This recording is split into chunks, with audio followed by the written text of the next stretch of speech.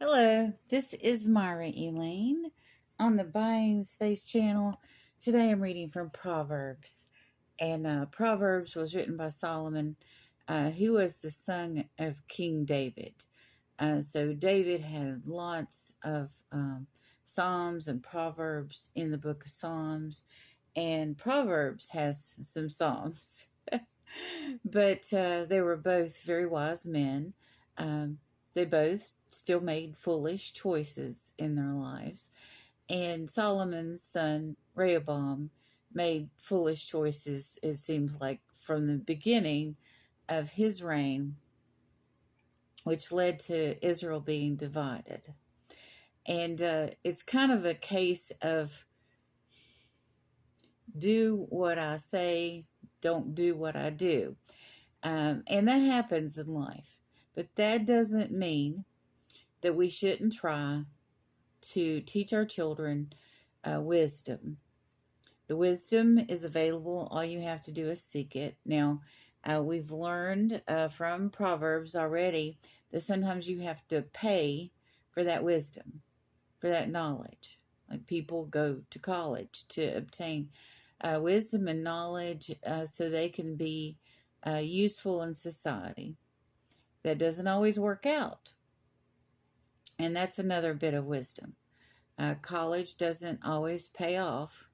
And in the current job market, and with the increase of artificial intelligence, I would recommend that everyone take a moment to review what courses you're taking, what you are studying to be gainfully employed in the future, and how that's going to be impacted by current events. You don't want to spend 4 years studying something, and by the end of your course studies or your course or your independent studies, those jobs not be available. Unless you just want to study it and you're financially employed in another field, or I don't know, just a trust fund baby. But, people have interests. So I'm going to start by also saying that in the Proverbs so far, in chapter 1, it talked about what wisdom is. In chapter 2, it talked about what wisdom does. In chapter 3, it talked about what wisdom doesn't do. And so in chapters 4 and 5, it's talking more about staying on your path and seeking knowledge and wisdom. So we're in verse 10. Let me bring this a little closer. Listen, my son, accept what I say, and the years of your life will be many. I instruct you in the way of wisdom and lead you along straight paths. When you walk, your steps will not be hampered.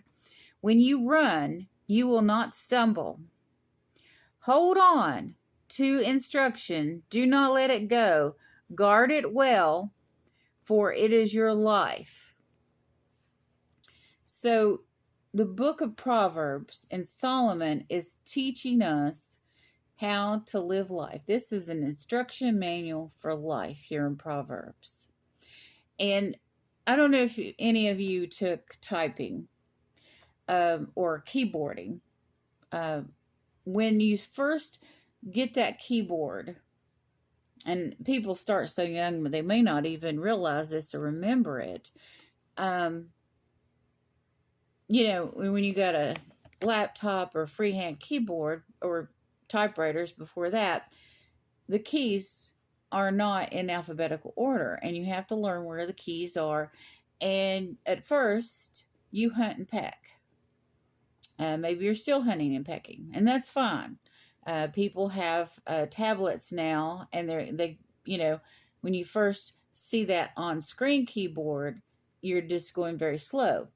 And then after a while, your brain automatically knows where those letters are. I mean, I couldn't even call out the letters as I type now, because I just have a natural typing ability.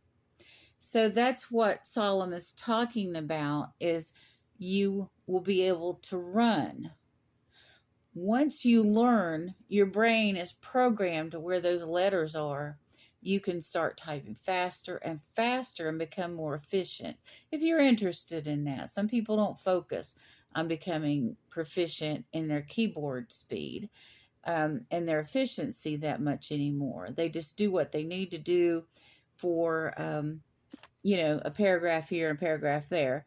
There aren't a lot of people um, writing large amounts of text, to my knowledge, all at once, because we have voice to text and other tools available to us, and the responses we give anymore tend to need to be shorter now.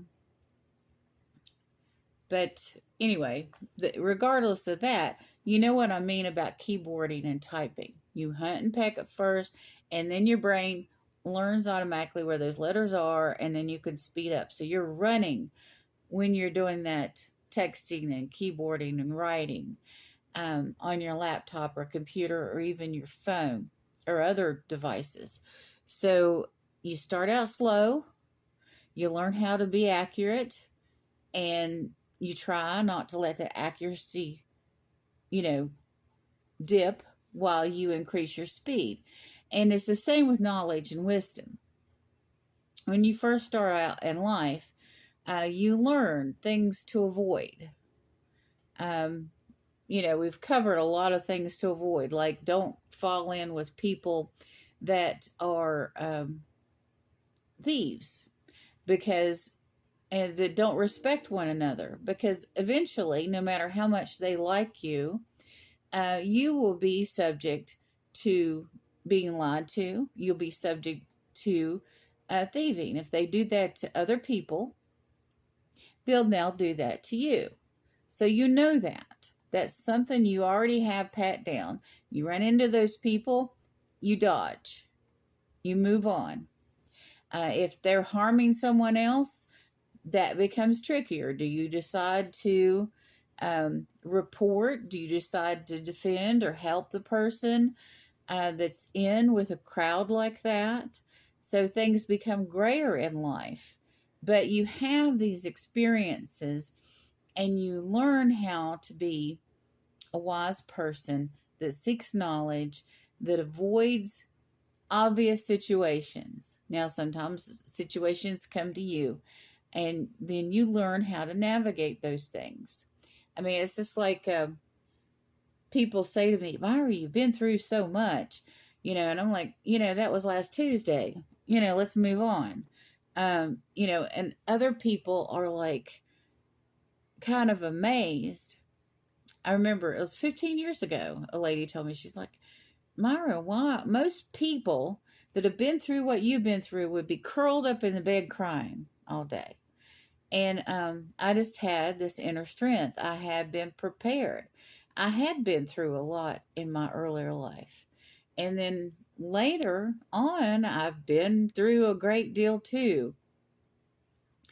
But what this world's dishing out now, I probably have more coming. And the thing is, since I've been through so much, it's not as difficult for me than somebody that's not been through anything. It's just like we take for granted, teenagers being irrational. That's a great book to have your teenagers reading or your preteens. But we take for granted how hard that first heartbreak is. It's rare that anybody finds their soulmate. And I use that term loosely. That whole soulmate thing kind of makes for heartbreak. But when teenagers first fall in love and then their first breakup, and they think this is going to be forever, that happens so much. It's rare that people meet someone when they're young and stay with them their whole life. People that do that are truly blessed. But the majority of us do not get that. So, but that first heartbreak is so hard on teenagers, and you need to watch them, um, that they don't lose hope for the future just over that first breakup. And as an older person or a person that's been through that, that's nothing. And they're going to see that when it happens again to them. But when it first happens, they don't know that. They don't have the knowledge and wisdom of the person that's already been through that. And sometimes I think God has us go through things so we can counsel and help people that are going through the same things after we've gotten a little perspective on what it's about, that situation. I've never been a drug addict, but if I ever were a drug addict, which I'm not wishing to be a drug addict, but if I ever resulted, went that way because I have a high pain level and I was dealing with that, I would want to talk to somebody that's been through that. I wouldn't want to talk to somebody like me. Even though I've been through other things in life, I've never been a drug addict. I won't say that I've never done drugs. I've never say that, but I never became addicted. It was for social and entertainment purposes, and I never became physically addicted to anything. I never took anything, any of those drugs that are immediately addictive, and I never would. But so if I were a drug addict, I wouldn't want to talk to somebody like me, because my response would be, well, I would just never let that happen. And that's pretty much my attitude. And wouldn't say that out of arrogance, but it would come across as not compassionate. I have helped people that were recovering addicts and giving them books and, that sort of thing. And I can give general information, but I don't have the same level of understanding and empathy somebody that's already been an addict would have. Because they've been there, done that, know what it's about. I mean, I know a few principles in certain situations because of what I've heard, but I haven't lived it. So sometimes God will put us or, try to help us out of the situations we've put ourselves in when we've been unwise about things, so that later we can help others. Like when Jesus healed the blind man, they asked, why was this man blind? And Jesus was like, I don't remember his exact words, but he said something to the effect, so I could come along and heal him, and people could see that I do miracles. So that blind man's purpose in being blind was the demonstration that his faith could heal him.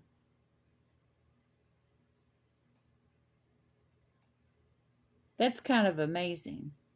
But the verses here in chapter 4 are telling us to stay on the path. We're walking basic principles. We're learning to stay clear of things. We're learning to run while we're staying clear of those things. We're choosing the right path, and we're staying on it, and we're seeking wisdom. Very good advice from Solomon to his son. And, maybe Rehoboam did have portions of his life that he was wise. We know from history that's told in the Old Testament where he did make mistakes. That's the thing about the prophets and all the people in Adam's bloodline to David's bloodline to Joseph's bloodline. We know where they went wrong. And we can, in hindsight, can say, oh, yeah, he should have done this. And, this was not a good idea. And, we do that in real life to real people too. Like, Myra, should you have not thought about that a little bit more? And, I'm like, yeah, you're right. I should have thought about that a little bit more. And I live and I learn. And that's another thing. If you have a situation with a person and they've done something foolish, they said something foolish, they've hurt your feelings, or there were things that they didn't know about you, and they make a mistake. The thing is, you should give the benefit of the doubt to everyone that's not hurt you, but you should give the benefit of the doubt to the people that have hurt you, that they probably won't do that again. Because if you say, okay, I'm not going to deal with Myra anymore because she did this, this, and this, but Myra, I have learned from those mistakes. And there are some things that I would never, ever, ever do again because I've learned my lesson. So there's not a lot of forgiveness in this world, but we should think about, I bet that person, I can guarantee that person will never do that to me again. I mean, people say, a tiger doesn't change his stripes and this and that. There are people that will not change, no matter what happens. But you need to have the wisdom to examine what kind of person you're dealing with. Some people won't change because of ego. Some people won't say, okay, we went down this political road and it was wrong. And, but other people will keep justifying the path they went down.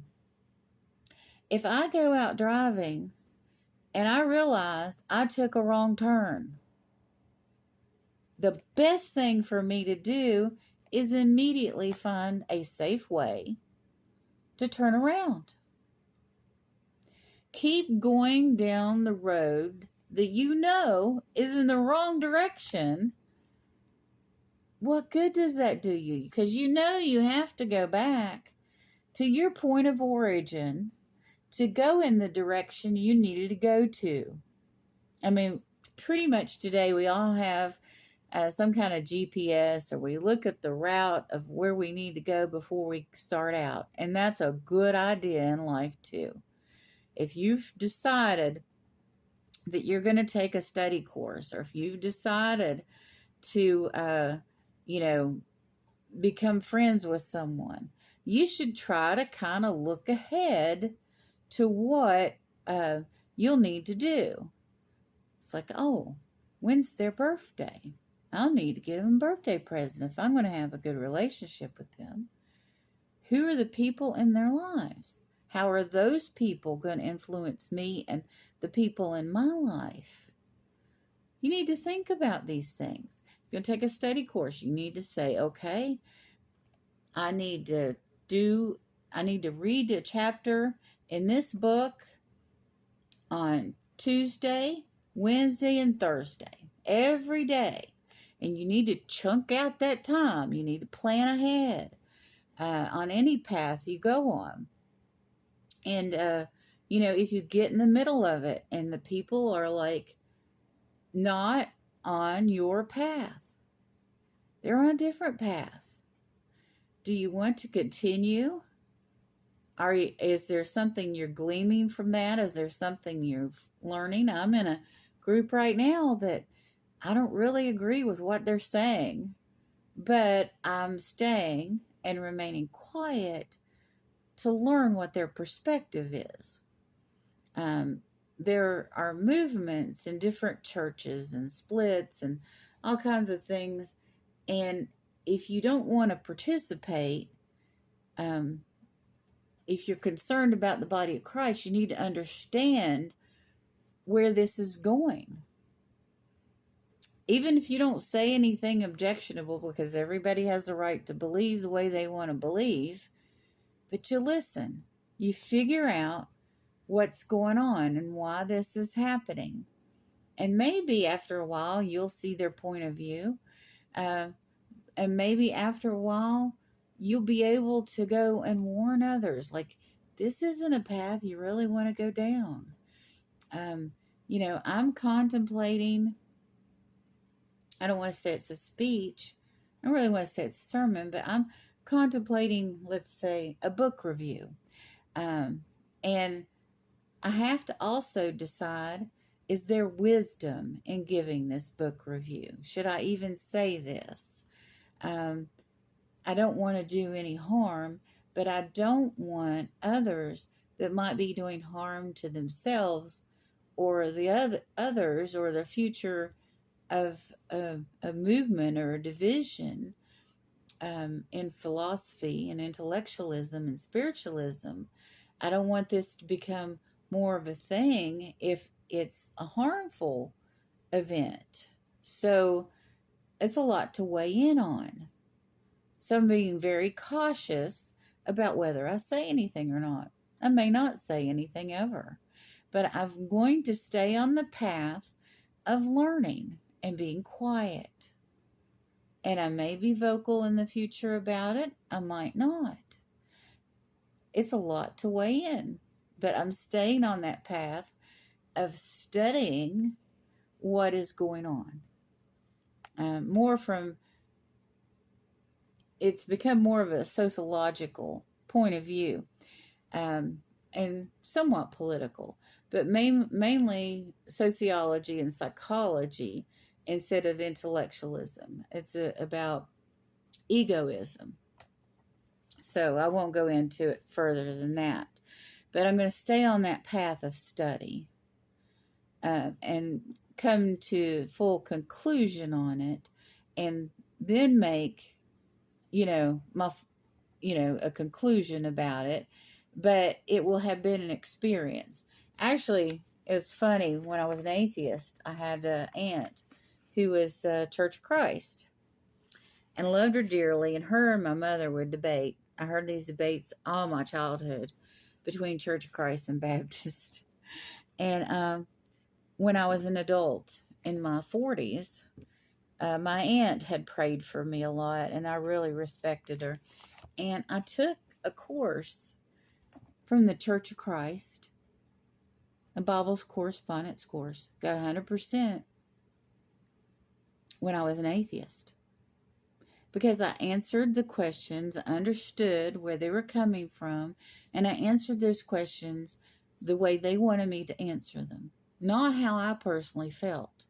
So I was able to look at that situation from their point of view, and I respect them. I'm not going to ever be a member of the Church of Christ, but I respect their denomination, and I see where they're coming from. And I did all that because I love my aunt. And I'm glad I did it, because now I feel like I've studied the Bible enough that I can study different movements and why these people believe this way. And I think it's helpful. I just did an unboxing about the Muslims, because I bought a replica of the Blue Mosque. And, figuring out how we can lead to peace with all the religions, all the Abraham